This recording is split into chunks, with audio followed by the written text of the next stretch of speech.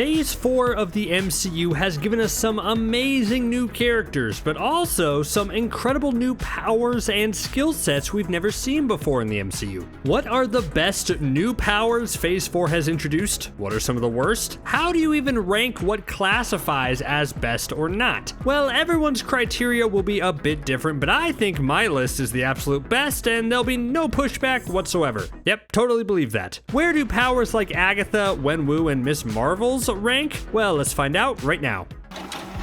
Okay, I wanted to start off this list with Scarlet Witch. Yes, Wanda wasn't a new character going into Phase 4, but we were only introduced to the full might of her destructive, powerful, reality-bending abilities in WandaVision. Before that, yeah, they weren't that impressive. Don't get me wrong, she was already a pretty powerful Avenger and could probably pop Hawkeye like a grape if she wanted, but there was such a vague energy around her from the start. I think the line Maria Hill used to describe Wanda's powers as weird is one of the single worst lines in the MCU. It effectively set up an attitude of, man, who knows what she can do? And that attitude stuck around until Phase 4. By not really wanting to dive into the magical aspect of her character, Wanda was forced to wave her hands around and shoot red energy. But WandaVision changed everything. Yes, she could use mind control before, but WandaVision retconned her origin to let Wanda be magical, and the results were the ability to rewrite all of reality herself. The ability to create a fake Vision and fake children while simultaneously enslaving an entire town is a huge step up from sitting in a cell moving a cube around. I kind of feel like the MCU wrote themselves into a corner with how powerful Scarlet Witch was. They kind of had to write her out, at least temporarily, because she could essentially solve any problem ever if she wanted. But that does beg the question, do you think there's room for her to come back? Time will tell.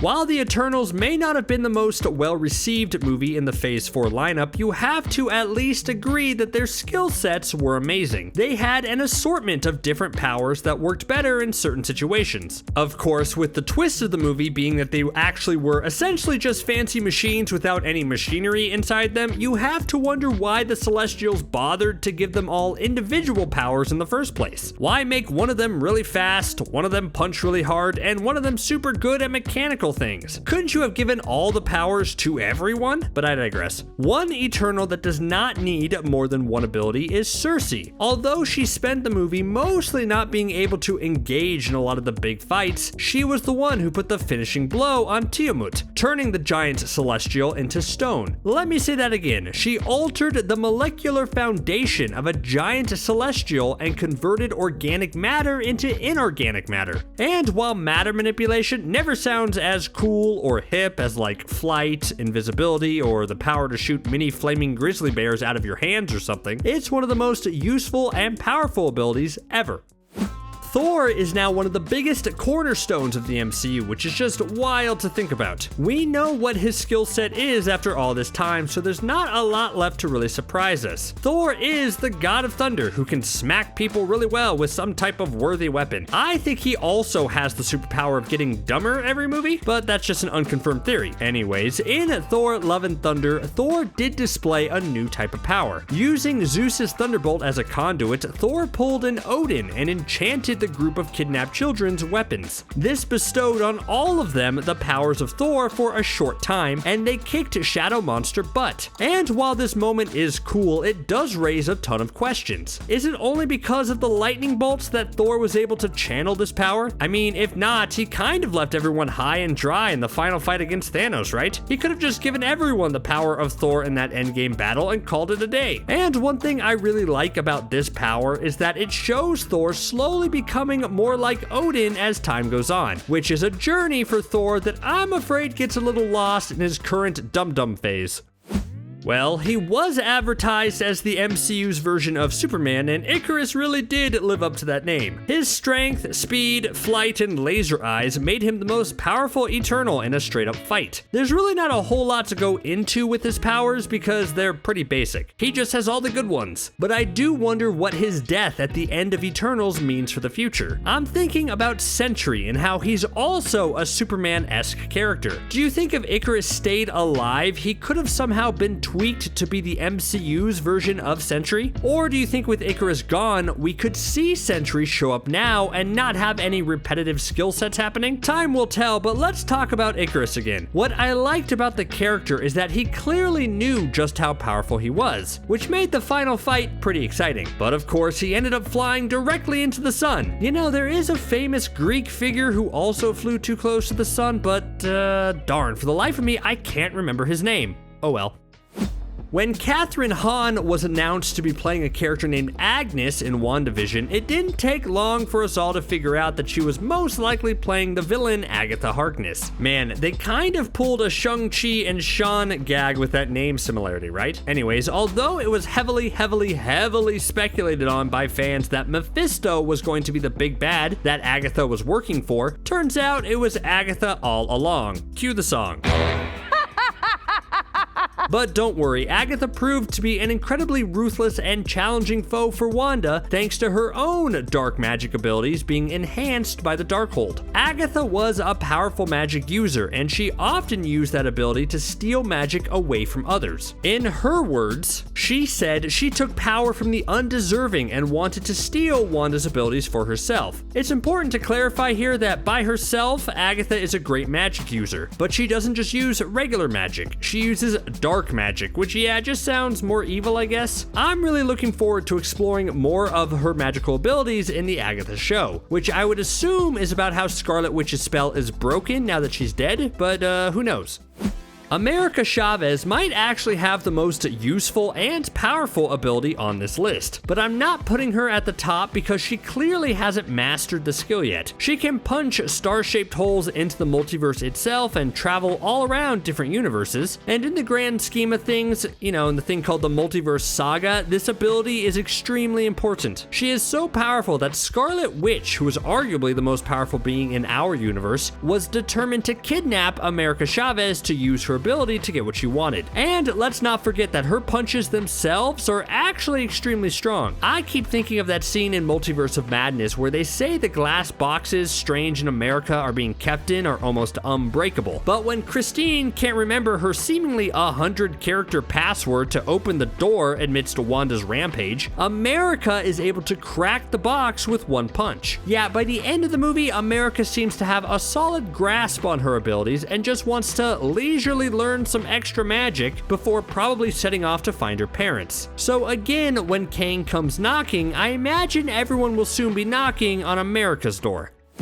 We have seen in Black Panther that the Wakandans worship Bast, the Panther goddess, and thanks to a mixture of Vibranium and Bast's influence, certain warriors were able to possess the power of the Black Panther by eating the heart-shaped herb and being buried in the sand. Yeah, and that's great and all, but Moon Knight went ahead and showed us how that was actually just a lot of extra steps. Apparently in the MCU, if you want a god to possess your body and give you all the powers you need, it's pretty simple. You just have to be in the right place at the right time, I guess. And by right time, I mean probably close to death and easily susceptible to outside influences. But Khonshu gave Mark an interesting skill set. Yeah, a lot of the powers do come from the suit, which isn't really a power, but we know that it's pretty easy to come back from the dead if you're Khonshu's avatar. All you have to do is not stay in the nice fields and also avoid the sand that turns you to stone or something. Out of all the powers Phase 4 has introduced, it's interesting for them to show such an easy way to come back from death itself.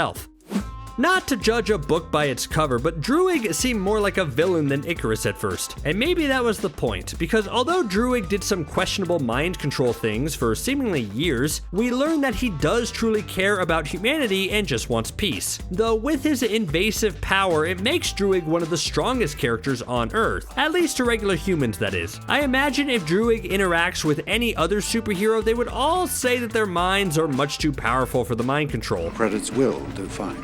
No, they won't! But imagine if you're fighting Druig and all of a sudden an army of mind-controlled beings suddenly swarm in to help. That more than makes up for the fact that he just kinda had to stand around in the final Eternals fight and bash Sprite's head in with a rock. But you know what Druig's real superpower was? Having amazing chemistry with Makkari the speedster. Seriously, I know the love story was supposed to be between Sersi and Ikaris, but Ikaris was too busy pretending to be a good guy and therefore hiding any real human emotion to sell the movie's central relationship. It's one of my biggest problems with that film, especially because Druig and Makkari just give off this electric feeling of tension with every look. Like, I'd put them as one of the top couples not only in this movie, but the MCU as a whole. Anyways, Makkari is a speedster, and automatically that makes her one of the strongest heroes ever. I never think speedsters are properly portrayed in any piece of media though, because they logistically should be so fast that they never get caught. But that's usually not the case. So I like Makkari, but I do believe she was nerfed a little bit, which is a real shame. More Makkari in the future, please. Wenwu is one of the greatest villains the MCU has ever seen. I definitely put him in my top 10, and possibly he's in the top 5. He's extremely powerful, but also quite sympathetic, which is the perfect sweet spot for any MCU villain. And Wenwu is so powerful because of the 10 rings that he wears around his wrists. Now, although the 10 rings have the ability to destroy a giant dweller in darkness, I do have Wenwu slightly lower on this list because of the lack of variety of the rings. Like in the comics, the rings all have a unique ability to them that makes them super dangerous. But in Shang-Chi, they were mostly just long whips and a force field thingy. I'm hopeful though that things will change in the eventual sequel. I can see Shang-Chi delving into their history and unlocking some cool new powers. That way you can have a sequel that doesn't just rehash what came before. Plus, I guess it's not a powerful skill or anything, but a special shout out to all the amazing martial arts that went into Shang-Chi. That's a special power all on its own. Alright, the MCU does have a history of tweaking characters' backstories and powers, and most of the time it goes pretty well. Obviously, there are a few exceptions, like the original Mandarin twist, but even that's retconned now. Phase 4 gave us arguably the biggest deviation yet in the form of Miss Marvel. In the comics, Miss Marvel's abilities are that thanks to her inhuman status. She's able to stretch herself much like Mr. Fantastic. But in the show, her backstory is seemingly because she's a mutant, and she's able to control a powerful bangle device that allows her to make hard light around her body and immediate area. She uses the light to make fun constructs, and although she's a little low on this list now, I bet after the Marvels movie, she'll have mastered her power a bit more and risen through the ranks. The more I think about it, the more I think the Alioth battle in the Loki show might be the best sequence the MCU television shows have ever done. It's just such an exciting set piece with great effects, great action, and great characters. This is where classic Loki really shines. Loki's magic isn't a new thing in Phase 4, but the classic Loki variant does have a slightly different skill set than his other Loki variants. This Loki never spent time focusing on his fighting abilities and rather devoted all his studies to just his magic. It makes him probably the last one picked for dodgeball, but he's also a much more powerful sorcerer than our Loki. Classic Loki ended up making a whole entire Asgard to distract Alioth in that battle, which is just an incredible move. I'm sad that we've most likely seen the last of classic Loki in the MCU, but he'll definitely be missed. Does anyone view Monica Rambeau a little differently now? Like in WandaVision, we were rooting for her because she seemed like the only one dedicated to saving Wanda from her own actions. But now, seeing Wanda in Multiverse of Madness, I kind of think it's weird Monica spent so much time redeeming Wanda and trying to turn her back into a good guy. But I guess I can't complain too much because that attitude of wanting to save Wanda from herself and from the government led to Monica getting her powers in the first place. Through pure force of will, even despite warnings, Monica dove right back into the hex and emerged with a new set of powers. The Marvels movie will explore her different abilities more, but I'm excited to see this ability unfold. Seeing Spectrum fight with all sort of light variations and whatnot would be awesome. Alright, here's a fun question. If you had the choice, would you rather have super speed like Tommy Maximoff or specialty psionics like Billy Maximoff? See, that's tough for me. I'd love the ability to master my brain muscles and use that for a variety of different reasons like telekinesis, but on the other hand, super speed makes life so much easier when you have to go to the store or go out to get something. Anyways, I think both of them are pretty powerful, and they certainly helped Wanda fight off bad guys. Well, they helped out in our universe. In Earth 83 48, the kids just kind of whined about ice cream or something, and it's unclear if they have powers there. But anyways, the Tommy and Billy we saw in WandaVision were fake, but their powers seemed very real. Tommy was a speedster, and Billy was not only growing to become a powerful psionic like his mom, but could also see visions of what was happening in other places. If given a chance, these two together could be the most powerful Young Avengers members. But now, who knows what's going to happen to them? I want to see them back because I want to see their powers develop over time. You know, I just hope they have better luck controlling and using their abilities more so than their mom and uncle. Things didn't go well for those two. Yeah, someone had to be last, and while I could have left Kingo off this list entirely, I just couldn't. For one, his power set may just be energy blasts, but they seem like the stronger form of energy blasts compared to what we've already seen in the MCU. And also, I had to talk about how Kingo not being there for the finale of Eternals was extremely confusing. Why did the actor get all ripped and jacked if he didn't have any big fighting scenes in the film? It's just weird that Kingo didn't show up at the end and then everyone just accepted him hanging out with them in the aftermath. Look, I love Kingo, but I want to see more from his powers and his skill sets. Hopefully in the sequel.